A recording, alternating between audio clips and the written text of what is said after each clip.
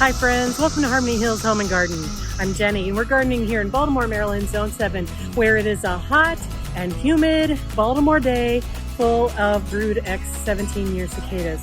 So this video, I'm going to be doing some transplanting of a lot of different things around the yard. Well, we'll see how many actually in the end.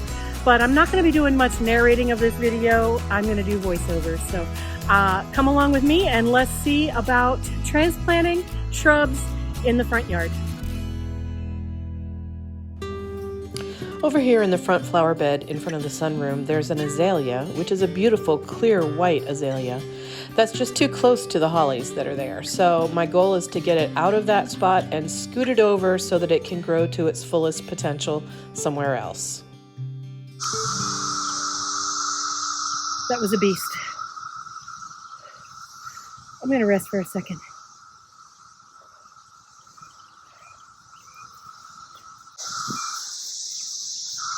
Okay, so this azalea is pretty shallow rooted, as all azaleas are. Only about 6 inches deep, but pretty wide. And so,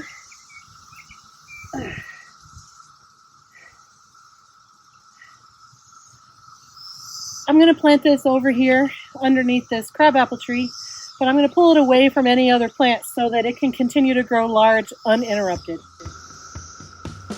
So it's a pretty simple process. You just use a rake and pull back the mulch, or if you don't have your mulch laid yet, that's not a worry. And then you just dig your hole, and you want it to be about 1.5 times the diameter of your root ball and about the same depth as your root ball. I'm adding some Biotone starter fertilizer, and then I'm taking some care to make sure that the shrub is oriented the direction that I want. And then backfill with soil and refill with the mulch and then water, and that's it. You want to keep it watered nicely in its first month or two so that it can re-root back into the flower bed.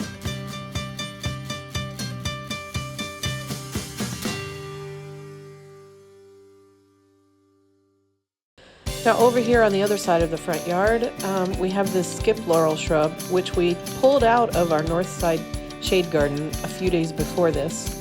And honestly, it had laid on the ground just like that with its root ball exposed for several days, and so it was high time to get it into the ground. I chose this location so that we can eventually build up a nice new shrub border along this side, the north side of our garden.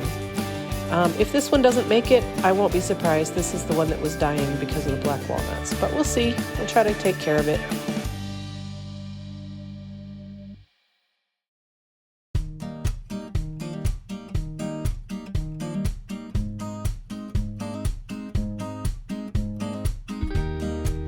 Okay, we're back over here on the other side of the front yard where the azalea transplant happened, and I'm taking out 3 crepe myrtle shrubs.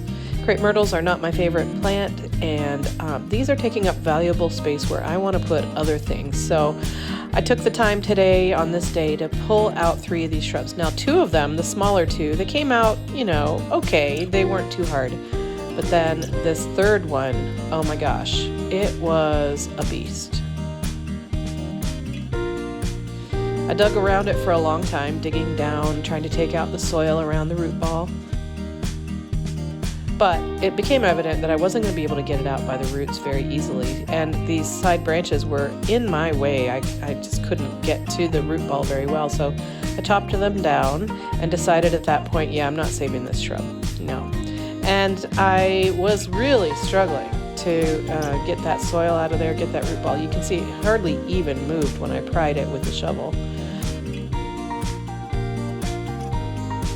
I ended up going and getting the loppers and lopping off all of those tall branches, and then I ended up using the loppers on the roots underground as well.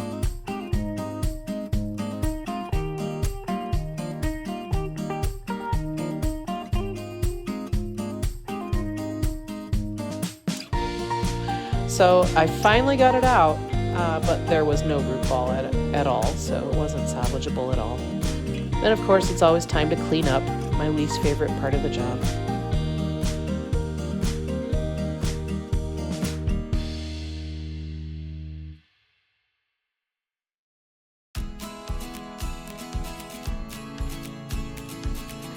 Having all of this planting area opened up in this flower bed really makes my heart happy, because those crepe myrtles were put in by somebody else and they're just not my style.